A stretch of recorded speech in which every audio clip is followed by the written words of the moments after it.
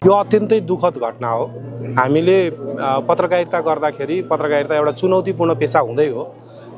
पत्रकारले सदैव समाजलाई सही सूचना दिने, सत्य सूचना दिने, समाजलाई सजग गराउने उसको दायित्व हुन्छ।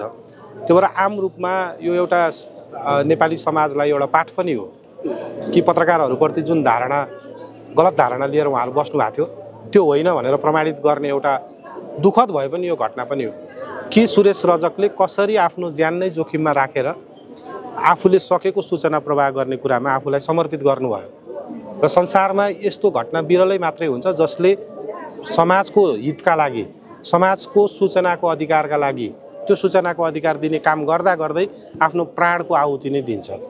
अब त्यहाँ हामीले हेऱ्यौँ, त्यहाँ केही थिएन, त्यो क्यामेराको भग्नावशेष हुन्थ्यो अथवा क्यामेराभित्र केही फलामका कुराहरू प्रयोग भएको छन् भने त्यो पनि भेटिनु पर्ने हो।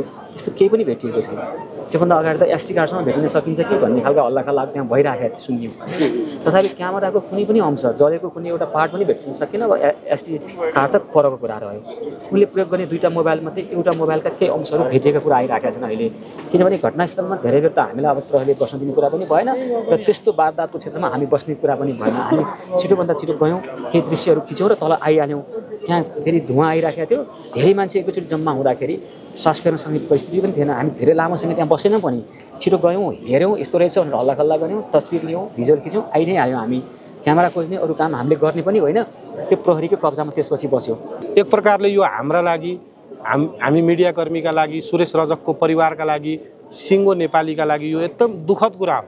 तर यो एउटा मानक घटना पनि हो कि एउटा कर्तव्यनिष्ठ पत्रकारले समाजलाई सूचना दिने सन्दर्भमा, सही सूचना प्रवाह गर्ने सन्दर्भमा आज सुरेश रजक र सुरेश रजकसँगै उनले दृश्यमा कैद गरेका धेरै विषयहरू जलेर नष्ट भएका छन्।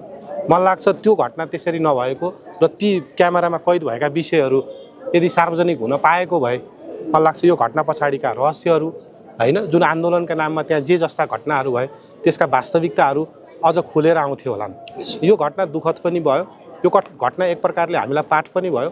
हामी पत्रकारहरूले रिपोर्टिङ गर्ने कुरा, जोखिमयुक्त रिपोर्टिङ गर्ने सन्दर्भमा हामीले आफ्नो सुरक्षाको सन्दर्भमा पनि चनाखो हुनुपर्ने कुरालाई पनि उजागर गर्यो र उहाँले नेपाली समाजलाई, नेपाली समाजभित्र नेपाली पत्रकारहरूप्रति जुन गलत मानसिकता राखिरहेका थिए, बन्दै गएको थियो, विकृत हुँदै गएको थियो, उहाँको निधन भए पश्चात पनि उहाँले ती सबै गलत धारणाहरूलाई चाहिँ गलत साबित गरिदिनु भयो। किनकि एउटा पत्रकारले समाजका लागि, जनताका लागि सूचना दिँदै गर्दा आफ्नो प्राण पनि उसले गुमाउन सक्छ भन्ने यो संसारमा यो चाहिँ एकदम रियर घटना हो।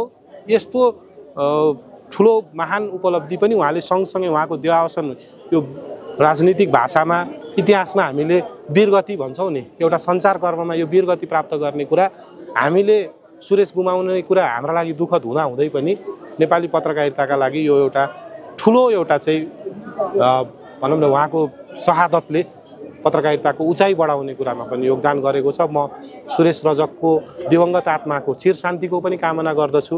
परिवारजनमा एभिन्यूज टेलिभिजन, जहाँ मैले लामो समय काम गरेको हो, एभिन्यूज टेलिभिजनका सहकर्मीहरूप्रति र समग्र नेपाली दाजुभाइ दिदीबहिनीहरूप्रति समवेदना पनि प्रकट गर्न चाहन्छु।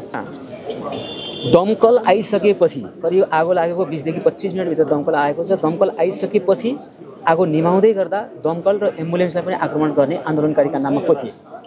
कतापट्टिका घुसपैठिया थिए? को थिए अराजकहरू? को थिए ती आतताईहरू? सीसीटीभी क्यामेरा हेरेर पक्राउ गरियोस् न त, छानबिन गरियोस् न त। र त्यहाँ माथि पत्रकार थुनिएको छ भन्दै गर्दा बाहिर आएर भन्ने, त्यहाँभित्र ल्यापटप लुट्दै गरेका व्यक्तिहरू अहिले दृश्यमा देखिरहेका छन्।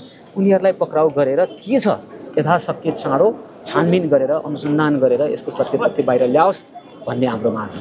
हजुर सुरेशको जुन आत्मा शान्तिको लागि होइन तपाईँको तर्फबाट सरकारसँग के माग हुन सक्छन्, एभिन्यूजको तर्फबाट के माग हुन सक्छन् हजुरले भन्नुभयो अझ विस्तृत रूपमा जाउँ। हामीले यो उहाँ झरेर मरेको भोलिपल्ट शनिबार हामीले सुरेशको परिवार र एभिन्यूजको हामी बसेर उनको सत्य छानबिन गरिनुपर्ने, उनलाई शहीद घोषणा गर्नुपर्ने र परिवारलाई क्षतिपूर्ति दिनुपर्ने माग राख्यौँ। त्यसै गरी एभिन्यूज खबर टेलिभिजनले सुरेशको सम्झनामा 10,01,000 रुपियाँको अक्षकोष राखेर हामीले प्रत्येक वर्ष सुरेश रजक चुनौतीपूर्ण पत्रकारिता पुरस्कार वा सम्मानको घोषणा गरेका छौँ। प्रत्येक वर्ष चैत्र 15 गते जुन दिन उनले ज्यान गुमाएका छन् त्यो दिन चुनौतीपूर्ण काम गर्ने पत्रकारलाई सम्मान गर्ने त्यो कार्यक्रम त्यो एउटा अक्षकोषको होइन देशैभरिका जोसुकै पत्रकार हुन् जसले चुनौती मोलेका छन् स्वतन्त्र र निष्पक्ष ढङ्गबाट उहाँहरूलाई सम्मान गर्ने, सुरेश रजकलाई एउटा जिउँदो राख्नका निमित्त उनलाई सम्झनामा राखिरहनका निमित्त त्यो अक्षकोष राख्ने घोषणा गरेका छौँ। र अरू भनेको चाहिँ अब परिवारका सदस्यसँग आज भएको कुराकानी अनुसार मैले जानकारी पाएअनुसार सुरेशको अब एउटा मूर्ति स्थापना गर्ने उनको दीर्घकालीन रूपमा उनलाई सम्झनाका निमित्त परिवारका सदस्यले अब त्यो त परिवारका सदस्य छलफल गरेर होला त्यो कुराहरू भएको छ भन्ने मैले जानकारी पाएको छु। अब उनको आत्माको शान्तिका लागि चाहिँ तपाईँ हामी सबै मिलेर हत्या गरिएको हो भन्ने जुन खालको दबाब आइराखेको छ, प्रचारहरू भइराखेको छ, कतिपयले राजावादीहरूले जलाएर मारे भनिरहेका छन्, कतिपयले त्यहाँ सुरक्षाकर्मीहरूले पहिले नै योजना गरेका थिए, घुसपेट गरेका थिए, त्यसकारण एउटा पत्रकारलाई मारिसकेपछि यो आन्दोलनलाई स्याबोटेज गर्न पाइन्थ्यो भन्ने किसिमबाट सरकार पक्षले गर्यो, यो षड्यन्त्र गर्यो पनि भनिरहेका छन्। यो एक अर्कोलाई राजनीतिक खालको दलीय खालको आरोप आक्षेप लगाउने भन्दा पनि सुरेश रजकको वास्तविक हत्यारा को हो त? कसले के नगरिदिएका कारणले, कसले के गरेको कारणले उनको हत्या भएको हो त? त्यो कुराको सत्य तथ्य छानबिन भएर दोषीलाई कारवाही गरियो भने त्यो नै सबैभन्दा ठुलो सुरेश रजकका निमित्त न्याय हुन्छ। हजुर म त्यस दिनको घटनातर्फ गएँ अलिकति थोरै मैले तपाईँहरूसँग एभिन्यूजसँग सुरेश कति बेलासम्म सम्पर्कमा थिए, हजुरहरूको आशंका कस्तो लाग्छ, के लाग्छ? हामीलाई चाहिँ अब बिहान उनी 9 बजे हामी दुवैतिर टिम पठाइसकेका थियौँ। एउटा समाजवादी मोर्चाकोमा पनि 2टा क्यामेरा पर्छन्, 2जना रिपोर्टर र राजावादीपट्टिको आन्दोलनमा पनि 3जना पनि 2टा क्यामेरा पर्छन्, 2टा रिपोर्टर 9:30 बजे पुगिसकेका थिए।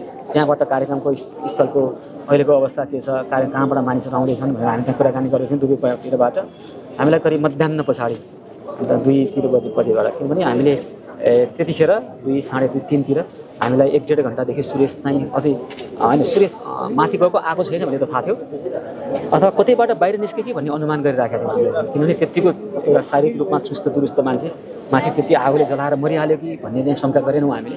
काहीँ न काहीँ निस्क्यो कि, आगोपट्टि निस्क्यो कि, कतै गयो कि भन्ने थियो हामीलाई। तर त्यति हुँदा नि फोन सम्पर्क नहुने भइसकेपछि घाइते पो भएर अस्पताल पुगेको छैन कि भनेर हामी अस्पतालतिर पनि खोज्न थाल्यौँ, शिक्षण अस्पताल, टिचिङ अस्पतालतिर खोज्न थाल्यौँ। त्यसै गरी हामी ट्रमा अस्पतालतिर पनि खोज्न थाल्यौँ। अस्पतालमा नभेटेपछि हामी सबैजना अब त्यहीँ हुनसक्छ, किनभने घटनास्थलकैमा गएर बुझियो भने त्यहाँ वरिपरि काहीँ न काहीँ अथवा प्रत्यक्षदर्शी कसैले देखेको अथवा काहीँ कतै गइराखेको अथवा घाइते भएर कतैको छन् कि त्यहीँ जाउँ भनेर हामी त्यहाँ खोजबिन गर्न थाल्यौँ। त्यस दिन हेर्ने हो भनेदेखि जसरी चाहिँ मिडिया हाउसमाथिको आक्रमण भयो, जसरी चाहिँ पत्रकारहरूमाथि चाहिँ आक्रमण भयो, यस घटनालाई हजुरले कसरी हेर्नु भएको छ? संसारमा हेर्नुहोस्, राजनीतिक आन्दोलनहरू हुन्छन्, सत्ता पक्ष हुन्छ, प्रतिपक्ष हुन्छ, तर पत्रकार कुनै पक्षको होइन। पत्रकार न सत्ता पक्षको न प्रतिपक्षको। पत्रकारको धर्म भनेको जे भयो त्यो सूचना दिने कुरा हो। यदि हामीबाट कमजोरी भएको छ भने पत्रकारिताको आवरणमा हामी मध्ये कसैले गल्ती गरेका छौँ भने त्यो सुधार्ने कुरा हो। तर वास्तविक पत्रकारिता जो सुरेश रजकले गर्नुहुन्थ्यो, उहाँको दाजु अहिले पनि हुनुहुन्छ दिनेश रजक, उहाँले जुन वर्षौँदेखि गरिरहनु भएको छ, उहाँका अरू आफन्तीहरू पनि, राजेश रजक पनि पत्रकारितामै हुनुहुन्छ, पूर्व मगैया पनि लामो समयदेखि पत्रकारितामा हुनुहुन्छ। यो उहाँको परिवारभित्र पत्रकारिता क्षेत्रमा योगदान गर्ने धेरै व्यक्तिहरू हुनुहुन्छ। उहाँहरूले जुन पत्रकारिता गर्नुभएको छ त्यो पत्रकारिता चाहिँ कसैको पक्षको पत्रकारिता होइन। उहाँ न राजावादी हो न सरकारवादी हो, उहाँ जनतावादी हो, जनताको सूचनावादी हो। त्यो काम गर्ने क्रममा उहाँले जुन शहादत प्राप्त गर्नु पर्यो त्यसलाई म कुनै राजनीतिक टिका टिप्पणी गर्दिनँ। जे भयो गलत भयो, जसले गर्यो गलत गर्यो र यसको निष्पक्ष छानबिन हुनुपर्छ। दोषी जो होस्, हामी यो पक्ष ऊ पक्ष भन्दैनौँ, दोषी जो भए पनि उसलाई कारबाही हुनुपर्छ। जुन मृतकको परिवार छ उहाँहरूलाई राज्यले उचित क्षतिपूर्ति दिनुपर्छ। उहाँलाई निरपेक्ष रूपमा कुनै राजनीतिक आन्दोलनसँग जोडेर होइन, उहाँलाई निरपेक्ष रूपमा एउटा महान शहीदको रूपमा चाहिँ हामी सबैले स्मरण गर्न पाउने स्थिति बनाउनुपर्छ। र यो घटनालाई धेरै राजनीतिक हिसाबले रोटी सेक्ने हिसाबले धेरै मान्छेले आफ्ना आफ्ना तर्क कुतर्क गरेका छन्। त्यतातिर जाने होइन। एउटा नेपाल आमाको एउटा सपुत आफ्नो कर्म गर्दा गर्दै होइन जुन हिसाबले उहाँको निधन भयो यसको थप रहस्योद्घाटन हुँदै जाला, अरू रिपोर्टहरू आउला, छानबिन होला, त्यसबाट खुल्ने कुराहरू हामी प्रतीक्षा पनि गरौँ।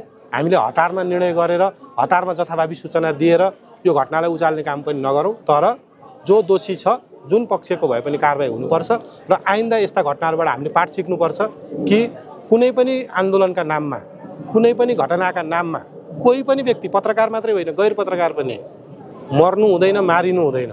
यो हिंसाको राजनीतिले हामीलाई कहीँ पनि पुर्याउँदैन। यो आगो बाल्ने, मान्छे कुट्ने, तोडफोड गर्ने होइन जलाउने भत्काउने कुराले हामीलाई कहीँ पनि पुर्याउँदैन।